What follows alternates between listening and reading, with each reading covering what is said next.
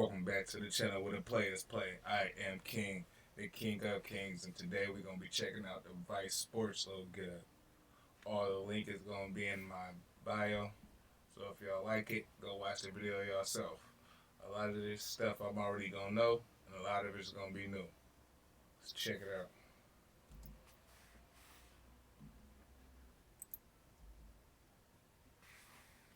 I was born and raised in Clifton Heights, Pennsylvania. Went to Cardinal O'Hara High School. I worked as a waiter in Lewis's restaurant. That's where my love affair with gambling began. Oh yeah, if I don't know if y'all know, but this is the referee that got kicked out of the NBA for gambling. You feel me? On the games, this motherfucker is refereeing. Yeah, the NBA had problems, still do. Shit. Not on no Tom Brady level, but it's, you feel me, it was bad.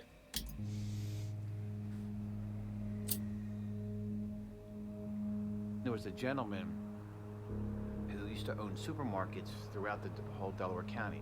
His name was Mike Rainier. One time, he was sitting at the bar and he was pretty fucked up. He looked at me and smiled. He goes, you want to go out to Vegas? He goes, I need you to bring this package out for me, and I'll pay you $500. The package was $50,000. But he goes, you got to strap it to your body. So I said, what do you mean strap it to my body? So lift up my shirt, got in the plane, and that's when it all began.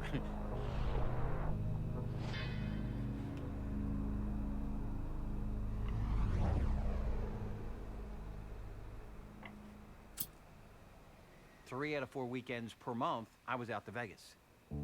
So I got paid to make bets. I got paid to drop off money. I'm like, fuck, I'm making a few grand a week. This was the American dream for a young kid. So as this time continued, I started to do some stuff on my own. I was working with a group at that time called we called ourselves the Animals. We used to sit in a gambling office all day long and just book and bet. We would be betting hundreds of thousands of dollars on the games. People wanted our services because we had an array of outs in Philadelphia, North Jersey.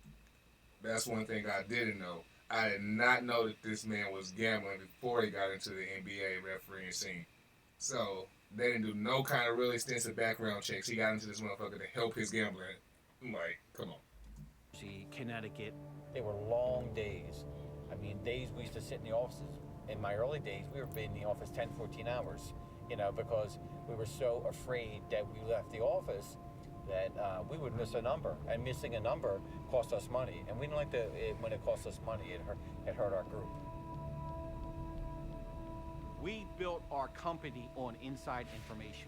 Someone being in the locker room, getting that information, getting that quarterback that was out all night at the strip club, fucking a stripper, okay, and he was all coked up, and he came to practice late in the morning. The basis of our company was built on the best information to capitalize on it to make a score on somebody. So I'm getting the information, but me being my personality and addictive personality, I want. Shit, he doing all that. I want to bet with his group. Don't want to bet against him. I want to bet with him. You feel me? Is it all? So what do? I go get the guy with the golden goose.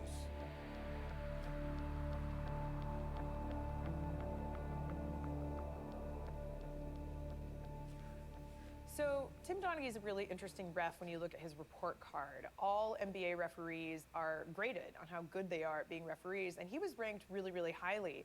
And keep in mind, this is a pool of talent, just like the players, that is drawn from many, many other tiers. He, like a lot of refs, started with high school basketball games and worked his way up. And there's very low turnover among referees.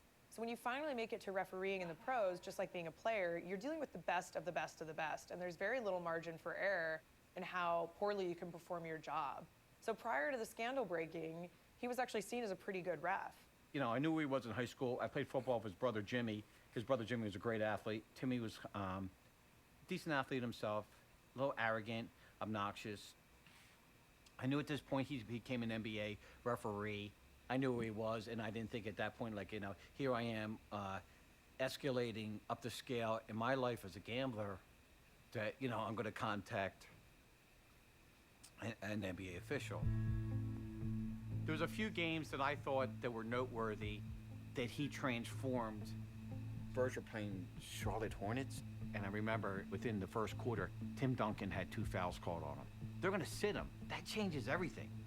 I'm like, man, this guy can call a game great. So the arrangement that Donaghy had is that he was paid $5,000 for every win and nothing, he had no losses if he lost. So in other words, he had nothing to lose. At one point, Jimmy Batista was calling Tim Donaghy Elvis, which speaks to how good he was at helping him win. Certain fouls weren't called at the beginning of the game. Certain travel calls weren't called, but it just wasn't him. It was like little friendly bets that they had amongst themselves. I played 15 years in the NBA, starting year 2000. Okay, Martin. 15, had a great career. Dealt with the refs a lot, had a lot of interaction, some good, some bad.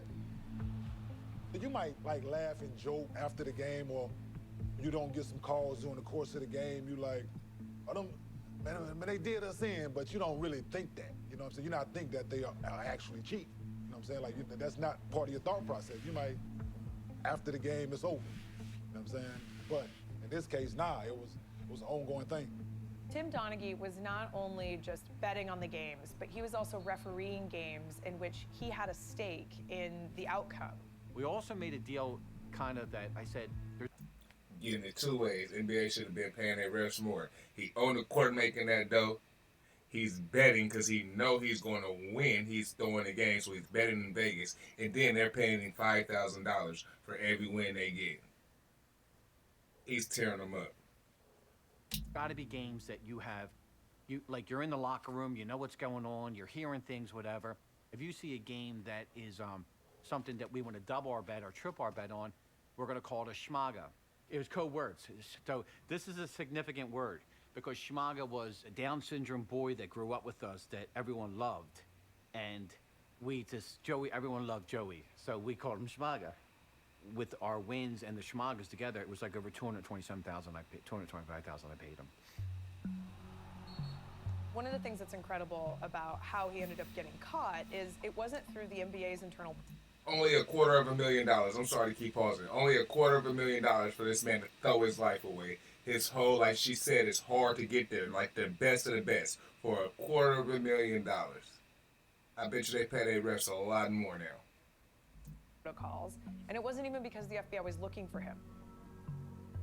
At this point, when you're taking millions of dollars out of the gambling market and people are pretty pissed, they're thinking that something's going on.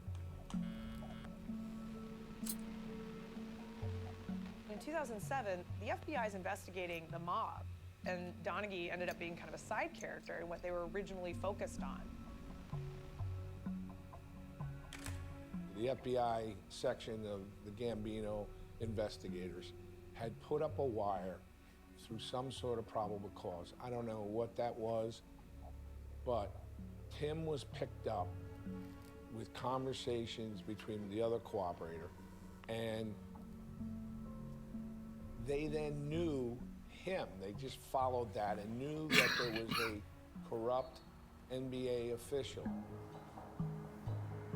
I got a call from my wife. She said, you better come home. She said, there's 2 FBI officers at the end of the driveway looking for you. So I came home and lo and behold, I parked the car, the kids are in the driveway. And first thing I want to say, guys, go in. Are you going home? Are you going home? Tell my wife, all right, baby, finna be there in a minute.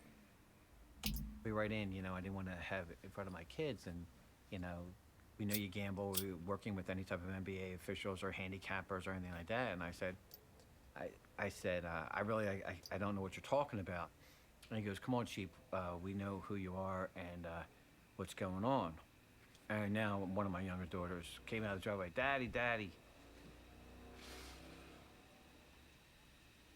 Stop trying to make excuses for why you And you're looking snitched. at a good 25 years. Nigga, you snitched. And I said, Bring listen, your I daughter really can't into help this. you. I'm sorry, my friend. You can contact my attorney, Jack McMahon. Okay, he kept it solid.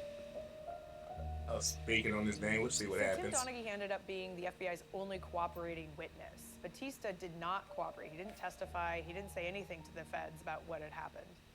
I think, from my knowledge, that they actually went to Timmy, and then he,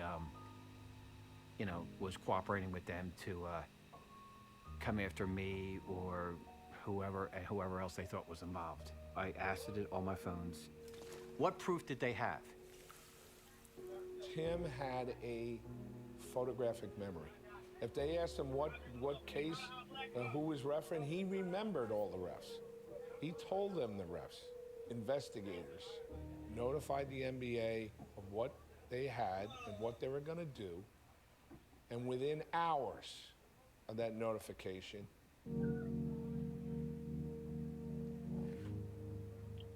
so I come to work, it's a Friday morning. Sometime that morning I got a tip that the FBI was investigating a referee with the NBA and that the referee had been betting on games. I decided to call somebody I knew in the FBI in Washington, D.C. And the response was, you know, Murray, I think I saw something like that on my desk recently. To which I said, really? Tim Donaghy, an NBA Would've referee been nice for to know. 13 years, You could've is called being me. I should've had to investigated call for you. allegedly betting on games, some in which he officiated. Wow. Like, really? Like, this is what's going on, huh? Donaghy officiated more than 700 games. Tim was placing bets, not only on the NBA, he would bet on golf outings, baseball. By the morning, I was getting phone calls from every talk show, particularly in the sports world, from New York City to Honolulu.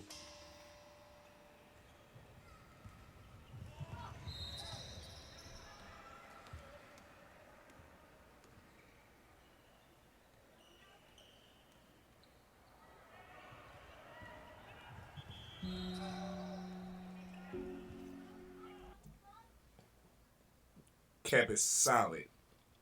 Solid. But tasted. Did it snitch. Don't know what you're talking about. Contact my lawyer. Good lawyer. Got the same 15 months at the snitch.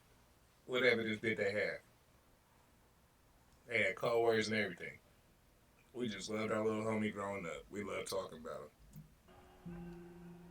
How many guys go on a date, and I'm sorry, no disrespect, miss, please, that they meet a hot girl, and they're like, oh my God, I want to be with her, and then the next one, like, why did I do this? Well, that's a part of my life that I lived a good life, gambled with the best guys in the world, and I made a good living. The fact that I got into bed with him changed my whole life. The gambling part of it is the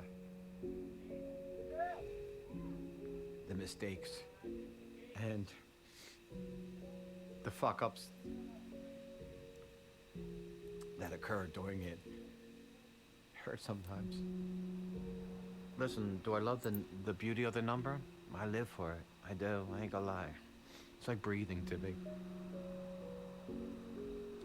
But the damage that I cause, if someone says, oh, you devised this, you devised that. I devised a scandal that, brought mayhem in my life and my family's life.